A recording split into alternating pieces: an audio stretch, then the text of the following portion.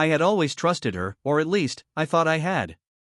My wife, the woman I had shared years of my life with, suddenly sent me a message that made my stomach twist. It wasn't just any message, it was her texting from my ex-girlfriend's apartment. "Don't be jealous," winking face. My hands shook as I read it. My mind went blank for a moment, then raced. Jealous? That was an understatement. I felt a storm rising inside me, but I forced myself to breathe. My response had to be precise. Impulsiveness would only ruin everything. I typed carefully, each word a scalpel slicing through the facade she thought she could hide behind. "I'm not jealous. I'm leaving." I hit send and watched the 3 dots blink in hesitation before they disappeared. I didn't wait for her reply. Hours passed, and the house was silent. She came home later that night, expecting maybe an apology, or a jealous confrontation, anything that would reassure her that she was still in control. She opened the door with a smirk, still in the high heels she wore for some secret night out, probably at my ex's place. Her phone buzzed in her pocket. She looked up, searching for my reaction.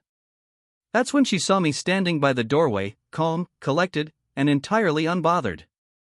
I wasn't pacing. I wasn't yelling. I wasn't even angry, at least, not in the way she expected. "Where were you?" she asked, trying to sound casual. I smiled faintly, the kind of smile that could freeze someone in place. Somewhere I realized I don't need someone who flaunts my past like a trophy. Her smirk faltered. "What do you mean?" I walked toward her slowly, deliberately, letting each step sink into the tension between us. "I mean exactly what I said. I'm leaving. You can stay here, celebrate your little games, but I'm done pretending that your choices don't affect me." She laughed nervously, a sound meant to deflect. "It's just a joke. Don't overreact." I shook my head. Overreact?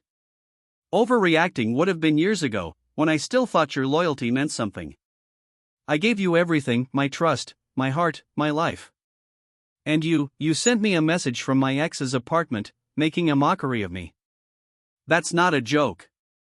That's betrayal. Her face went pale. I could see her calculating her next move. She always believed she was smarter than me, that she could manipulate any situation. But she miscalculated my patience. Misjudged the depth of my resolve. "I didn't mean anything by it," she said, her voice trembling now. I stopped a few feet from her, looking her in the eyes. "You never mean anything by it, do you? Every lie, every secret rendezvous, every careless message, none of it matters until I catch it? You've been testing me, seeing how far you can go. Tonight, I'm showing you the answer." Her hands trembled. She took a step back. "Wait, don't do this. We can talk." "Talk?" I cut her off, my voice icy. "You've had plenty of chances to talk. But words mean nothing when actions scream betrayal. I texted you my decision. I'm leaving. I don't need to argue.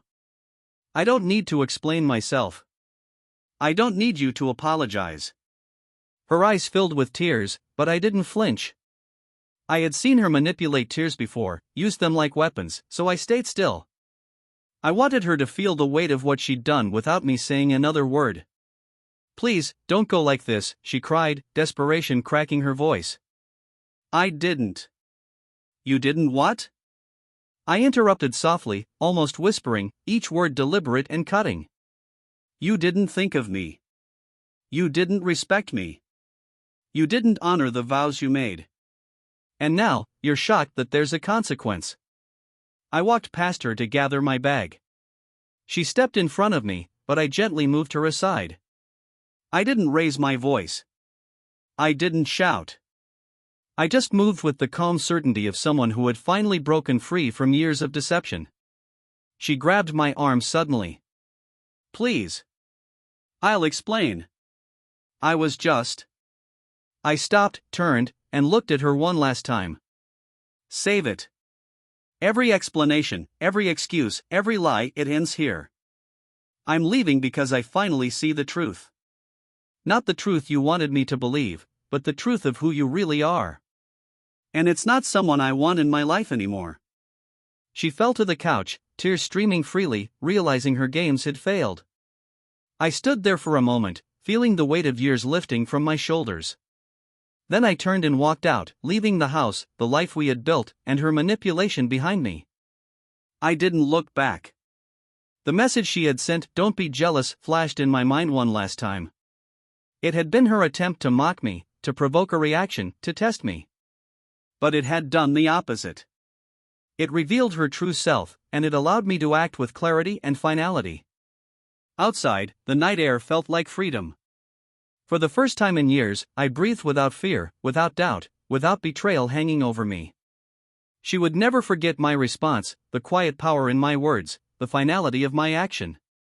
And as I walked into the darkness, I realized something I hadn't allowed myself to feel in a long time: relief. I had been betrayed. I had been mocked. But I had reclaimed my dignity. And she would remember it every time she thought about the man who finally left, unshaken, unbroken, and free.